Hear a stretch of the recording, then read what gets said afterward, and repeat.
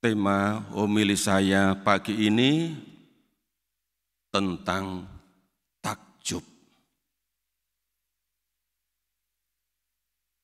Para saudara, Bapak Ibu, saudara-saudari yang dikasihi Tuhan. Kata takjub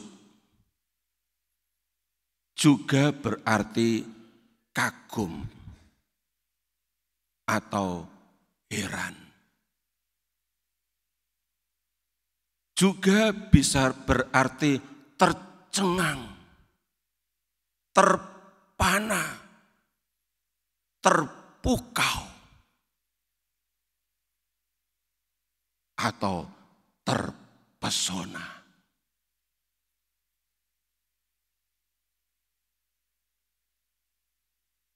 Hal ini dialami oleh orang-orang yang ada di sekitar Yesus. Seperti kita dengar dalam bacaan Injil hari ini, Markus bab 5 ayat 21 sampai dengan 43. Di ayat 43, penginjil menulis begini. Semua orang yang hadir sangat takjub.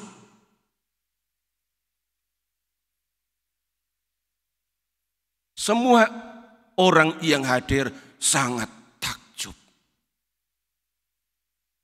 Siapa yang bikin takjub? Siapa? Yesus. Yesus membuat mereka takjub. Pertanyaan saya, apakah semua orang yang hadir di sini juga takjub?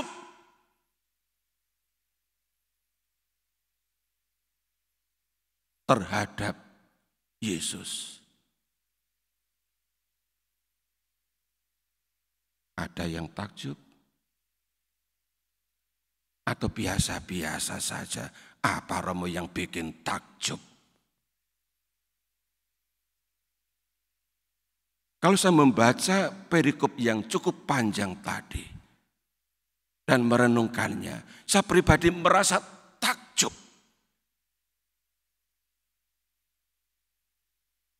Lalu saya mengambil kesimpulan begini.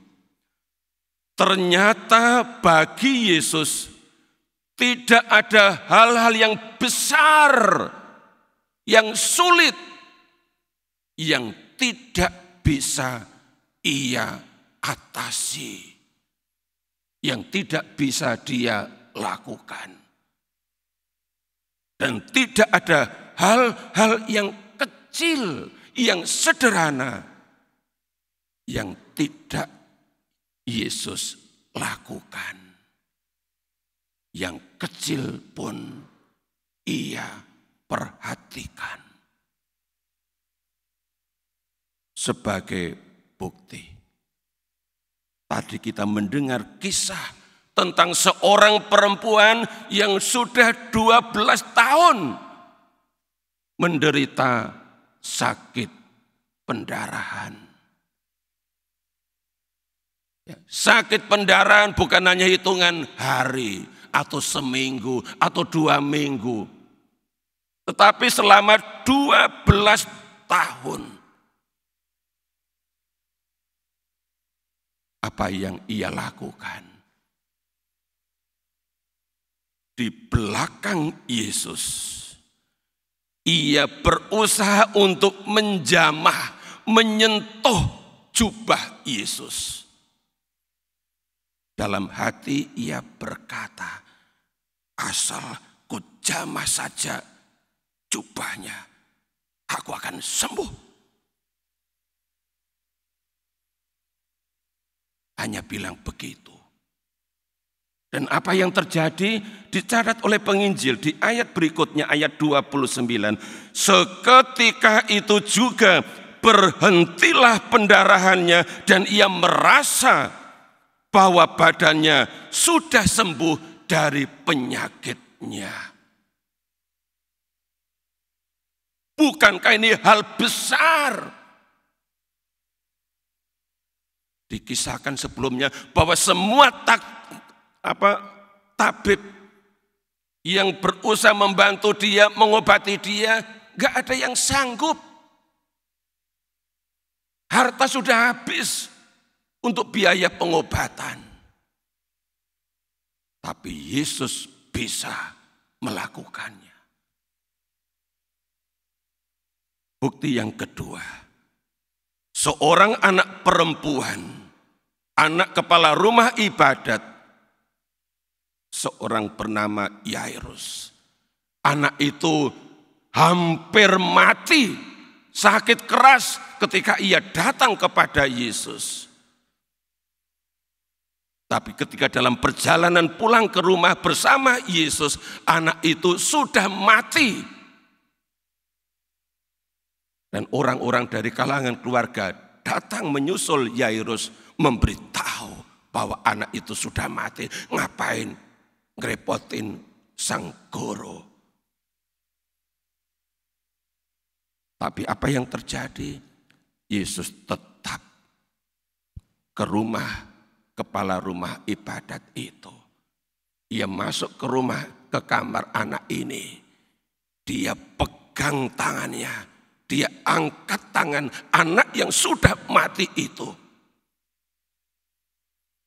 Dan berkata, Talita kum. Yang berarti, hai anak perempuan, aku berkata kepadamu, bangunlah. Dan apa yang terjadi? Dikatakan oleh penginjil di ayat 42. Seketika itu juga anak itu bangkit berdiri dan berjalan.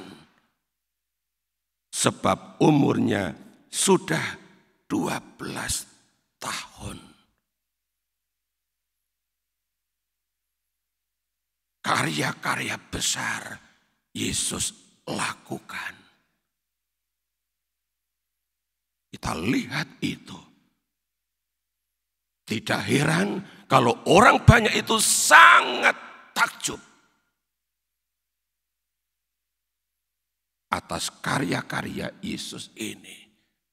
Namun Bapak Ibu saudara-saudari, Yesus juga tidak mengabaikan hal kecil sederhana. Ditulis oleh penginjil di ayat terakhir.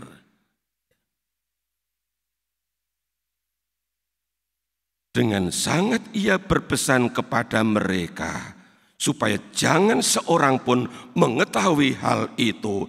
Lalu ia menyuruh mereka memberi makan kepada anak perempuan itu.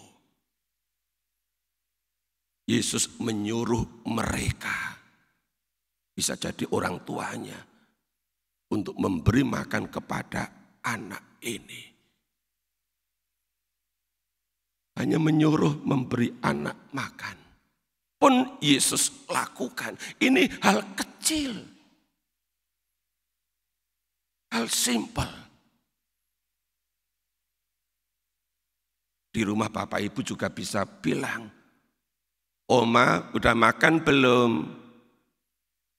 Opa udah makan malam belum? Sekadar bertanya. Tapi pertanyaan yang kecil seperti ini sebenarnya mengungkapkan bahwa kita punya perhatian terhadap orang ini. Seorang cucu mempunyai perhatian terhadap omanya, terhadap opanya. Ketika sang cucu ini pulang dari kerja atau apa, nyambangi opa atau oma dan tanya, gimana opa hari ini? Baik-baik, udah makan belum?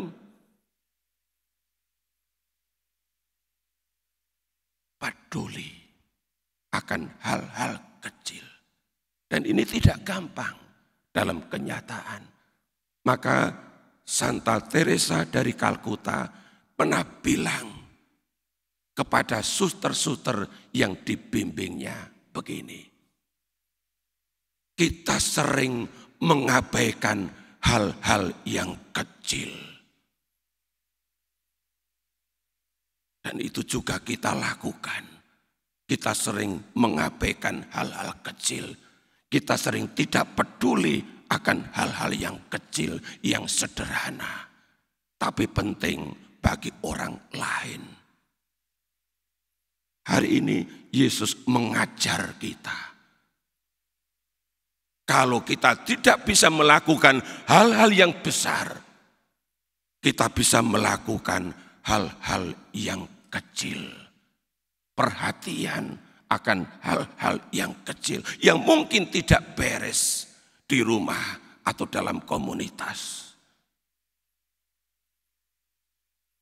Melakukan hal-hal yang kecil, perhatian akan hal-hal yang kecil ditunjukkan oleh Yesus. Mari Bapak Ibu, saudara-saudari yang dikasihi Tuhan, kita belajar dari Yesus Sang Guru. Syukur kalau kita bisa melakukan hal-hal besar. Tapi kalau tidak, kita melakukan hal-hal yang kecil. Kata Santa Teresia dari kanak-kanak Yesus.